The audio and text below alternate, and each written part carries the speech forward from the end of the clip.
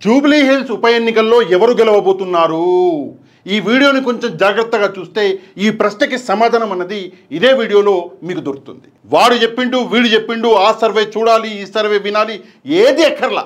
ఈ వీడియోని కొంచెం జాగ్రత్తగా చూస్తే మీరే పోయి 10 మందికి చెప్తారు. అందుకే వీడియోని ఎక్కడ కూడా స్కిప్ చేయకుండా చూడడం మాత్రమే కాదు, ఒక లైక్ కొట్టడం మాత్రం అసలు మర్చిపోవద్దు.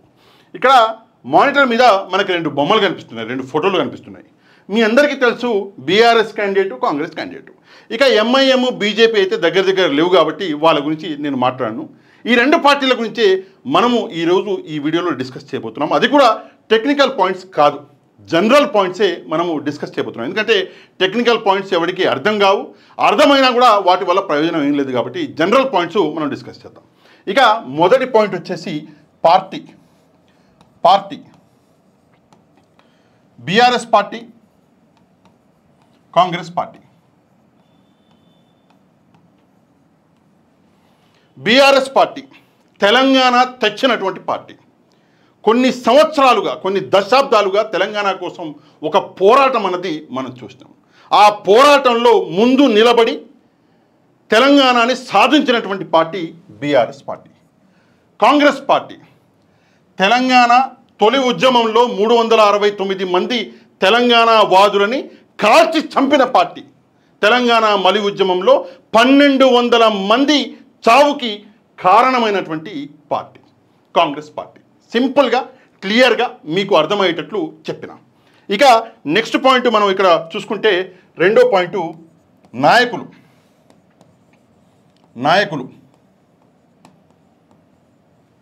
ఇక్కడ కేసీఆర్, ఇక్కడ సోనియా గాంధీ జీ అని పెడతా. ఎందుకు సోనియా గాంధీ పేరు తీసుకుంటున్నా, ఎందుకు రాహుల్ గాంధీ గారి పేరు తీసుకోవట్లేదు అంటే తెలంగాణ వచ్చినప్పుడు సోనియా గాంధీ గారే ఉన్నారు కాబట్టి ఆమె పేరే ఇక్కడ తీసుకుంటున్నా. ఇక కేసీఆర్ ఎవరు అంటే బక్కగుంటాడు, కొంచెం నల్లగుంటాడు, కొచ్చ ముక్కు ఉంటుంది అని చెప్పేసి చాలామంది చాలాసార్లు అవమానించిన కేసీఆర్ ఎవరు అంటే మొగోడిలాగా ముందు నిలబడి ప్రాణత్యాగానికి సైతం సిద్ధపడి తెలంగాణని సాధించుకున్నటువంటి వీరుడు కేసీఆర్. ఇక సోనియా గాంధీ ఎవరు అంటే బలిదేవత. క్షమించాలండి, నాకు మహిళలంటే చాలా చాలా గౌరవం. బలిదేవత అని నేను అనలే. ఎవరన్నారు అంటే రేవంత్ రెడ్డి గారు అన్నారు. మీరు కావాలంటే యూట్యూబ్లో ఇప్పుడు కూడా ఆ వీడియో ఉంటుంది, వెళ్ళి మీరు కొంచెం జాగ్రత్తగా చూసుకోవచ్చు, కొంచెం జాగ్రత్తగా చూసుకోండి ఒకసారి. నెక్స్ట్ వచ్చేసి వాగ్దానాలు. మూడో పాయింట్ వాగ్దానాలు.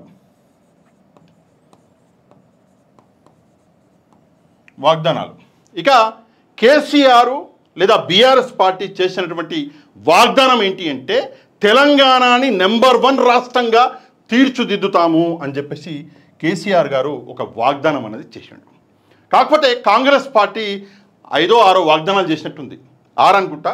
ఆ వాగ్దానాల్లో ఒక్కటంటే ఒకటి కూడా ఫుల్ ఫ్లెడ్జ్గా పూర్తి చేయలే. ఆ ఫ్రీ బస్ ఒకటి తప్పిస్తే ఒక్కటంటే ఒకటి కూడా ఫుల్ ఫ్లెడ్జ్గా పూర్తి చేయలేదు కాంగ్రెస్ పార్టీ. అంటే ప్రజలని మోసం చేశారు. వచ్చిన వెంటనే అమలు చేస్తాము అన్నారు, వచ్చినాక 100 రోజుల్లో అమలు చేస్తాము అన్నారు. ఈరోజు 22 నెలలు పూర్తయ్యాక కూడా ఎక్కడ వేసిన గొంగలి అక్కడే ఉన్నది.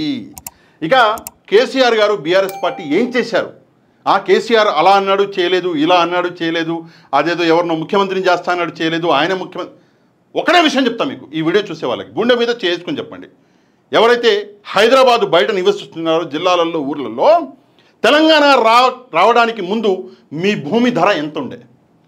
ఈరోజు గుండె మీద చేసుకొని చెప్పండి మీ భూమి ధర ఎంత. ఆ క్రెడిట్ కేవలం కేసీఆర్ బీఆర్ఎస్కే వస్తుంది, పోతుంది. క్రెడిట్ ఇవ్వాలి. మనం ఇచ్చామా అంటే ఇవ్వాల. ఎందుకు ఇవ్వలేదు అంటే కేవలము మభ్యపెట్టిర్రు, మోసపోయినాం. 100 రోజుల్లో వచ్చేస్తుంది, ఇచ్చేస్తున్నాము అన్నారు. ఎంత ఘోరము అంటే పాపం వృద్ధులని, అర్థం కావడానికి చెప్తున్నా, క్షమించాలి, ముసలోళ్ళని కూడా దారుణంగా మోసం చేశారు. 4000 రూపాయలు ఇస్తామని చెప్పేసి అంటారు కదా, ఏదో గలీజ్గా వద్దు, నేను సామెత చెప్తే బాగుండదు, అంత ఘోరంగా మోసం చేశారు. వృద్ధులను సైతం వదిలిపెట్టకుండా మోసం చేశారు. కళ్యాణ లక్ష్మి ఇస్తుండా కేసీఆర్, మేము తులం బంగారం ఇస్తాం, ఆ బంగారం ఏడదొచ్చిందో ఏడ ఉన్నదో ఆ దేవుడికే ఎరక. ఇల్లు కట్టిస్తాం, అది చేస్తాం, ఇది చేస్తాం, నోటికి ఎంత వస్తే అంత వాగ్దానాలు చేసి ఇప్పుడు ఏం చేస్తున్నారు అంటే భూములను కబ్జా చేస్తున్నారు. యాడ భూమి కనిపిస్తే అందంగా ఆడ భూమిని కబ్జా, కథం, ఇంకేమీ లే, కబ్జా పెట్టేసి ప్రజల్ని అన్యాయాలకి. నిజంగా ఈరోజు పరిస్థితులు ఎంత దారుణంగా ఉన్నాయంటే కేసీఆర్ రావాలి అని చెప్పేసి ప్రజలు కన్నీళ్లు పెట్టుకుంటుంటే మనము టీవీలలో ఆ వీడియోలు చూస్తున్నాం, సోషల్ మీడియాలో ఆ వీడియోలు చూస్తున్నాం. నెక్స్ట్ వచ్చేసి ఇక 4వ పాయింట్ కుటుంబ నేపథ్యము. కుటుంబ నేపథ్యం. ఎవరిది కుటుంబ నేపథ్యం అంటే క్యాండిడేట్లు. బీఆర్ఎస్ పార్టీ క్యాండిడేటు మాగంటి సునీత గారు, ఇక్కడ కాంగ్రెస్ పార్టీ నవీన్ యాదవ్ వీళ్ళ కుటుంబ నేపథ్యాల గురించి మనము ఇక్కడ ఈరోజు మాట్లాడుకోవాలి. తప్పదు. ఎందుకు మాట్లాడుకోవాలంటే అవసరం. ఎలక్షన్స్కి ఒక వ్యక్తి దిగినప్పుడు ఆ వ్యక్తి గురించి అన్ని రకాలుగా అందరూ మాట్లాడుకుంటారు. కుటుంబ నేపథ్యం గురించి మాట్లాడుకోవడం అనేది తప్పు కాదు అన్నది నా ఉద్దేశం. మీ ఉద్దేశం ఏమైనా అటు ఇటుగా ఉంటే దయచేసి కామెంట్ చేస్తే నేను కూడా నన్ను కరెక్ట్ చేసుకుంటాను. ఇక మాగంటి సునీత గారు, మాగంటి గోపీనాథ్ గారు బ్రతికినంత కాలం నిజాయితీగా ఒక మంచి వ్యక్తిగా బతికిండు. ప్రజల కోసం ఏదో చేయాలి అన్న కోరిక ఆయనలో ప్రతిసారి కనిపించండి. అంటే ఒక నాయకుడికి ఉండవలసిన లక్షణం మనము చూసినాం స్వర్గీయ మాగంటి గోపీనాథ్ గారి దగ్గర. ఆయన భార్య గారు మాగంటి సునీత గారు. వీళ్ళకి 2 కుమార్తెలు, 1 కొడుకు. వీళ్ళు చదువుకున్నటువంటి కుటుంబం. ఏ రోజు కూడా ఏ వ్యక్తి మీద రౌడీయిజము, గూండాయిజము, అన్యాయము చేయడం అన్నది ఏ రోజు చూడలే. ఎవరిని ఇబ్బంది పెట్టడం అన్నది ఏ రోజు వీళ్ళ కుటుంబం ఎరగదు. అయితే ఒక ముద్ద అన్నం పెట్టడము, అయితే ఏమన్నా సహాయం చేయడం తప్పిస్తే ఎవరి కడుపు కొట్టింది లేదు వీళ్ళు. అది మాగంటి కుటుంబం యొక్క హిస్టరీ.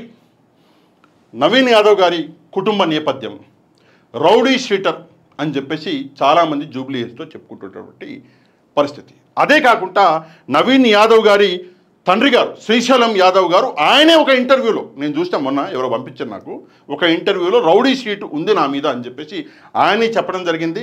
ఎంతో 8-10 కేసులలో, మర్డర్ కేసులలో నా పేరుందని చెప్పడం జరిగింది. కిడ్నాప్ కేసులలో కొన్ని నా పేరుందని చెప్పడం జరిగింది. నా మీద బొచ్చడి కేసులు ఉన్నాయని చెప్పేసి, అంటే రౌడీ షీటర్ అని చెప్పేసి ఆయనే ఓపెన్గా చెప్పడం జరిగింది. కాబట్టి అదొక వంతు అయితే, రెండోది ఈ నవీన్ యాదవ్ గారు ఎవరైతే ఉన్నారో ఈయన పేరు మనం తీసుకెళ్ళి పలికితే చాలు ఈయన ఏమేమి చేసిండు అన్న సంగతి మొత్తం పూసగుచ్చినట్టు అక్కడ ప్రజలు చెప్తున్నటువంటి పరిస్థితి. ల్యాండ్ గ్రాబింగ్, ఎక్స్టార్షను, కొట్టడము, తిట్టడము, బెదిరించడము, కుప్పలు తెప్పల పనులు ఈయన పేరు మీద ఉన్నాయి. ఆయన మీద కేసులు కూడా ఉన్నట్టున్నాయి. ఆయన తండ్రి గారి మీద అయితే ఉన్నాయి, ఆయన మీద కూడా ఉన్నట్టున్నాయి. బీఆర్ఎస్ పార్టీ ఆరోపిస్తుంది ఈ విషయాన్ని. ఇది కుటుంబ నేపథ్యం. అదే కాకుండా సరే, ఈ 4 పాయింట్లు కాకుండా 5వ పాయింట్ చాలా ముఖ్యమైన పాయింట్ ఏంటంటే సామాజిక సమీకరణము. జూబ్లీ హిల్స్లో సామాజిక సమీకరణము, ఇది నా అనుకునేరు సమీకరణం. ఇది చాలా ముఖ్యమైనటువంటి విషయం అండి. ఎందుకు ముఖ్యమైనటువంటి విషయం అంటే ప్రస్తుతము మీరు ఒక సామెత వినుంటారు, గాలికి పోయే కంపని తీసుకొచ్చి ముడ్డికి తగిలించుకున్నాడు ఒకడు అని చెప్పేసి. అట్లాంటి పనులు జనరల్గా రేవంత్ రెడ్డి గారు చాలా బాగా చేస్తారు. కాన్స్టిట్యున్సీలో అత్యధికంగా ఉన్నది ఎవరు అంటే బీసీలు. సారీ, ఇక్కడ రాయకూడదేమో, కాంగ్రెస్ పార్టీ దాంట్లో రాద్దాం. బీసీలు కాంగ్రెస్ పార్టీకి ఓటు వేస్తారా? సచ్చినా వేయరు. ఎందుకు వేయరు అంటే బీసీలకి సంబంధించి వాళ్ళ ఆత్మ గౌరవాన్ని కించపరిచే విధంగా కాంగ్రెస్ పార్టీ పనిచేసింది. లేని వాగ్దానాలు చేసి, దొంగ వాగ్దానాలు చేసి 2028లో మళ్ళీ ముఖ్యమంత్రి అవుదామని చెప్పేసి ఒక తప్పుడు ప్లానింగ్ ఒకటి చేసి ఇరక్కబోయిండు రేవంత్ రెడ్డి. అందువల్ల ఏమైందంటే బీసీలు మొత్తం ఈరోజు కాంగ్రెస్ పార్టీకి వ్యతిరేకంగా ఉన్నారు. ఎవరో కొంతమంది నాయకులు ఉంటారు, పేడ్ బ్యాచ్ అది వేరే సంగతి, కానీ ప్రజలలో మాత్రం మనసులో ఆ విషయం ఉంది. లేని విషయాల్ని చెప్పి మా ఆత్మగౌరవాన్ని కించపరిచారు అని చెప్పేసి కాంగ్రెస్ పార్టీ మీద ఈరోజు కోపంగా ఉన్నారు బీసీలు. నెక్స్ట్ ముస్లింలు ఏం జరిగింది అంటే, మొన్ననే చెప్పినా కదా గాలికి పోయే కంపెనీ ముడ్డికి తెలుసుకుంటాడని. ఏం చేసిండు అంటే, ముస్లింలకి జూబ్లీ హిల్స్తో ఒక శ్మశాన వాటిక కట్టిస్తానని చెప్పేసి ఏదో 5 ఎకరాలు ఏదో కేటాయించిండ్రంట. అది ఎవడు కేటాయించిండో తెలియదు, ఏం కేటాయించిండో తెలియదు, అది చెప్పారు. అక్కడికి ముస్లింలందరూ సరే శ్మశాన వాటికి అదేదో కట్టుకుందామని చెప్పి వెళ్తే అక్కడ మిలిటరీ వాళ్ళు వచ్చి లేదు ఇది మా భూమి ఎవడాడు చెప్పింది అని చెప్పేసి చెప్పగానే ఏం జరిగిందంటే, ముస్లింలకు కోపం వచ్చింది. కాంగ్రెస్ పార్టీ మళ్ళీ మోసం చేసింది మమ్మల్ని.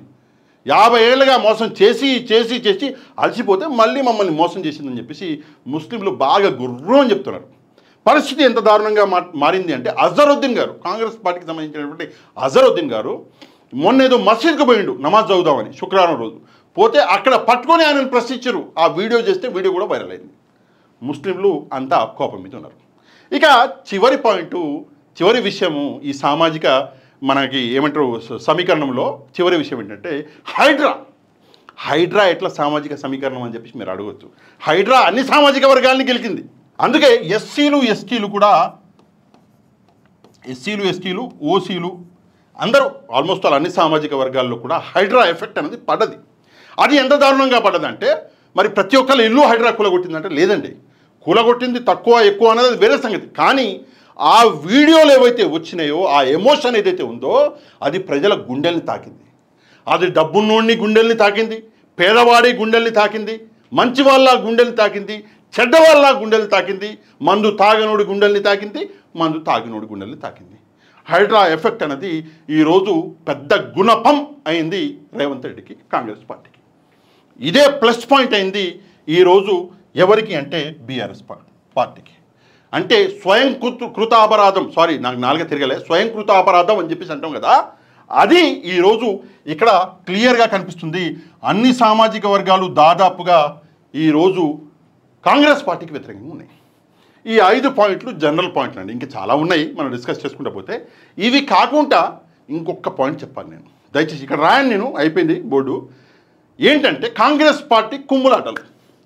కాంగ్రెస్ పార్టీలో జరుగుతున్నటువంటి కుమ్ములాటలు డైరెక్ట్గాను ఇండైరెక్ట్గాను బీఆర్ఎస్ పార్టీకి మేలు చేసేటట్టు ఉన్నాయి. బీఆర్ఎస్ పార్టీ తర్వాత ఎవరికి మేలు చేస్తున్నాయంటే బీజేపీకి చేస్తున్నాయి.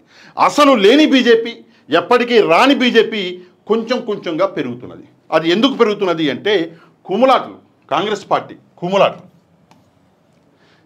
డైరెక్ట్గా బెనిఫిట్ ఎవరికి అంటే బీఆర్ఎస్ పార్టీకి చేస్తున్నాయి. ఇది 6వ పాయింట్, చాలా అంటే వన్ ఆఫ్ ద ముఖ్యమైనటువంటి పాయింట్లు. ఇక చివరిగా దొరపాలన అన్నారు. మీకు గుర్తుంటుంది 2018 ఎలక్షన్స్లో దొరపాలన మీద ఒక పెద్ద ఎజెండాగా తీసుకొని రేవంత్ రెడ్డి గెలిచిండు, కాంగ్రెస్ పార్టీ గెలిచింది. ఆ సమయంలో కేసీఆర్ గారు దొరలాగా బిహేవ్ చేస్తున్నాడు, పోయి ఫామ్ హౌస్లో అనుకుంటున్నాడు, ఆయన ఒక దొర, నైజాం నవాబు అన్నట్టుగా బిహేవ్ చేస్తున్నాడు అని చెప్పేసి కేసీఆర్ గారిని చాలా బద్నాం చేశారు. సరే, దాని తర్వాత ప్రజలకు ఈరోజు అర్థమైంది ఎవరు దొర అయిందన్నది. కాకపోతే దొరపాలన అని చెప్పేసి అప్పుడు అన్నాడు కదా, ఈరోజు బీఆర్ఎస్ పార్టీ కొంచెం బుర్ర పెట్టి ఆలోచించి దొంగల పాలన అన్న ఒక కాన్సెప్ట్ మీద వీళ్ళు మార్కెటింగ్ అనేది చేయాలి. ఎందుకంటే ప్రజల్లో ఒక క్లారిటీ అనేది వచ్చేసింది, దొంగల పాలన ఎలా జరుగుతుంది అని చెప్పేసి. తెలంగాణ అన్నది డెవలప్ అవట్ల, రేవంత్ రెడ్డి గారి కుటుంబం అనేది డెవలప్ అవుతుంది. సరే, అది వేరే సబ్జెక్టు. ఏది ఏమైనప్పటికీ కూడా గెలవబోయే పార్టీ ఇక్కడ మీకు క్లారిటీగా కనిపిస్తూనే ఉంటుంది. ఇక్కడ చూడండి, అగా బీఆర్ఎస్ పార్టీ. ఇందులో ఎట్లాంటి సందేహం లేదు. ఏ పార్టీ గెలవబోతుందని మీరు అనుకుంటున్నారు? ఈ యొక్క ప్రశ్నకి కమెంట్ రూపంలో సమాధానం చెప్పడం మాత్రమే కాదు, వీడియో కింద ఉన్నటువంటి లైక్ బటన్ని ప్రెస్ చేయడం మాత్రం అసలు మర్చిపోవద్దు. ఇక మన ఛానల్ చూసి మీకు వీడియో నచ్చితే తప్పకుండా ఛానల్ని సబ్స్క్రైబ్ చేసుకొని పక్కనే ఏదో గంట బెల్ ఉంటుందంట, ఆ గంట బెల్ని కూడా ప్రెస్ చేయండి. నెక్స్ట్ వీడియోలో మళ్ళీ కలుద్దాం. అంతవరకు థ్యాంక్ యూ వెరీ మచ్.